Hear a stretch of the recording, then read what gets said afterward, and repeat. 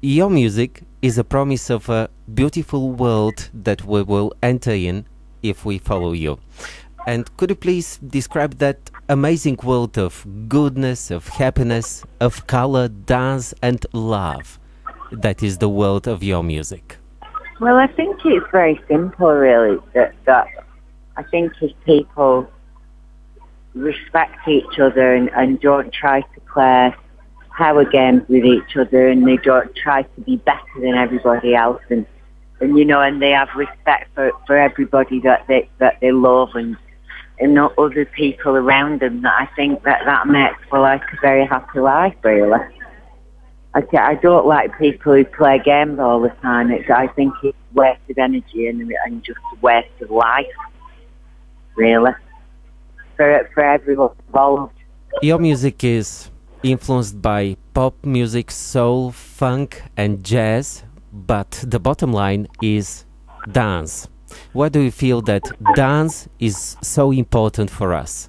Well, I think music in general, and especially if it evokes emotion in people, dance music, it makes them happy, it makes them want to just forget their troubles and dance the night away, then that's wonderful. And I think, if certain things, maybe if you're feeling sad a certain time and you identify with a song that is sad, I think to be upset to a song and maybe cry.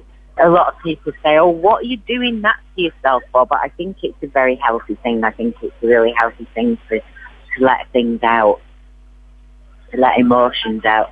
And I think that's what that type of music does really, hopefully. Your music has this connection of trust with the listener. It is very inviting and very sincere. How do you feel about communicating with the listener when you create music? Well, it's like I write stories, really. I write little stories about things and situations, and I just think that if it helps people in any way or makes people happy, then I've done my job, really, haven't I? And that's my job. And if I can make like one person's life better by making this album, then I'd like to make loads of people happy, actually, like millions. No, but if I make one person happy, then I have done my job, because someone's connected with what I'm doing, and it's the biggest compliment for an artist, I think, really, for someone to identify with what you do. Your music is very characteristic with this adorable humming and using speech as techniques. How did they become part of your music?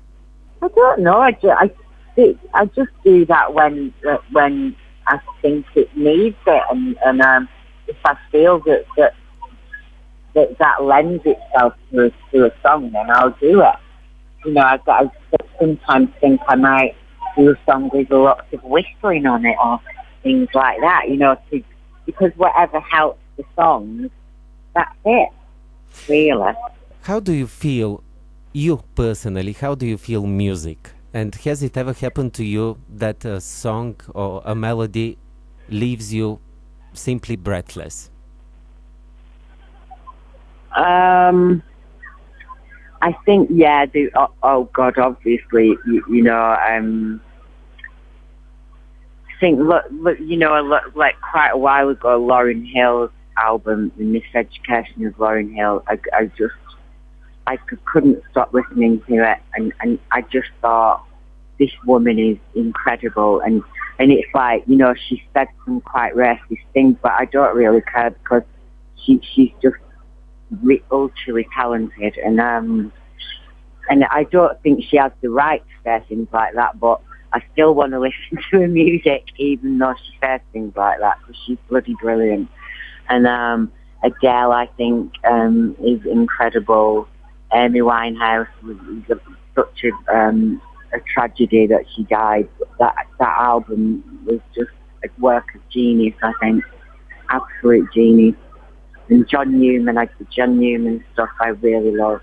I think there's a lot of stuff going on now that is, it's keeping people emotionally alive, I think there's a lot of people like Emily Sander, and they're all amazing writers as well. They're fantastic. How would you describe the main influences, both in terms of life experience and influences in terms of music, that formed your art? I mean, this is a very general question and a very big one, but just the main things that are really important for your music and also films. I think ultimately, because of the early stuff that I listened to and the very early influences that I've had will always come up and come out when I'm writing, so there will always be an aspect of that within what I do. And I'm just really, I think when I write, I just mainly write about emotion more than anything else, really. You started your road in music in 1980, winning the Search for a Star contest. Do the reality talent shows nowadays that are so abundant contribute to music, or just the opposite, shift the focus in the wrong direction? There's always going to be a place for everything in music, and there will always be stuff like that going on. There always has been. I remember, like, there's always boy bands, there's always girl bands, there's always an artist that people are going, oh my God, this is all manipulation. And it's always the bloody same, and it always will be. And there will always be people manipulating other people to make money, and the people with the talent always sort of lose out. Hopefully, they've got enough brains not to lose out, but 9 times out of 10 I think they do, really.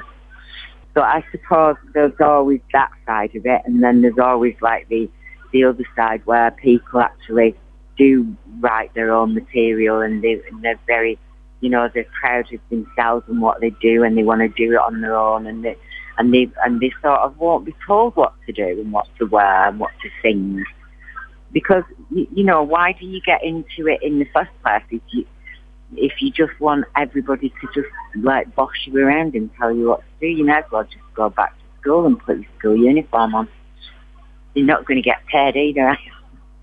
Unless you're One Direction. There are very few people who've come out of that thing and made a massive success out of it. One of our listeners commented that you are so, so, so amazing, and asks, what is your magic to touch the souls of the listeners? Well, if I knew, I'd do it with every song. God, I'd be so successful. I don't know what it is. I think people just make connections with other people in music, don't they? No, I think there must be something maybe with my writing or my voice or something that people connect with that touches people. I don't know, because I'm me, so I don't know. But we feel it all the time. Oh, thank you. When Robert Cool Bell was in Sofia at our Sofia Jazz Peak Festival, he just didn't have words to describe your talent and how excited he was about working with you on the song Too Hot for the Kool and the Gang album, The Hits Reloaded. Right. How did you record this very full of emotions new version of this cult song? Oh, I really enjoyed doing that, actually, and it was very quick. It happened very quickly. Yeah, and I just went in and I did it, and I just really enjoyed doing it. It's funny when you do things like that, because sometimes you sort of forget about what you've done and you think, I forgot about that one. Yeah. So many partnerships, and Barry White and Babyface, just to name a few. How do these partnerships leave an imprint on you?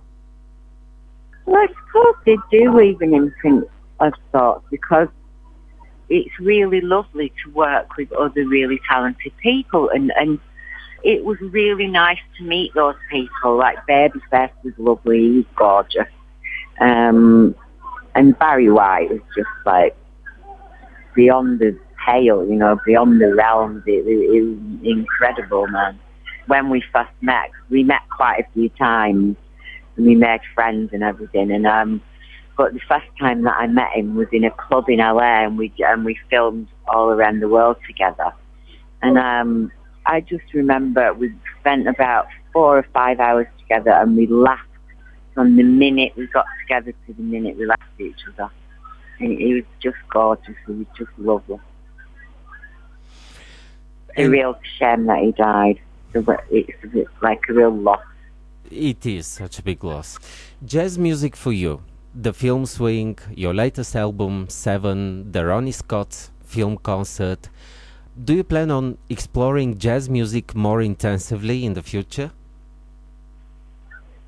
Well, I don't think that my album is predominantly jazz. I think maybe there's a few things that have a flavour of that.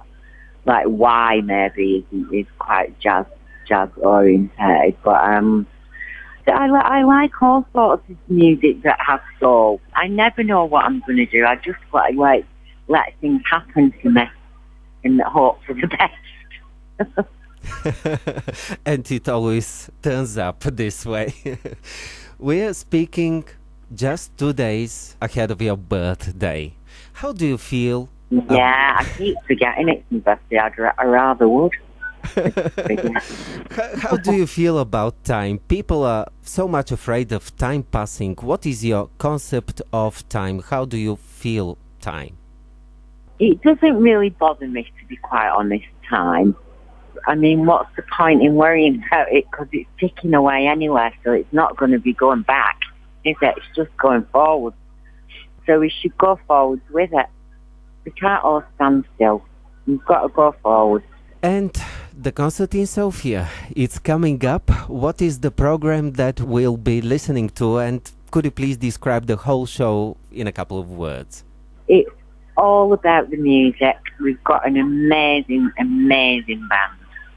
Yeah, I just want everyone to just come along and just have a party. Enjoy the music. Don't sit and listen politely. If you want to get up and dance and freak out and do whatever you want, just do it.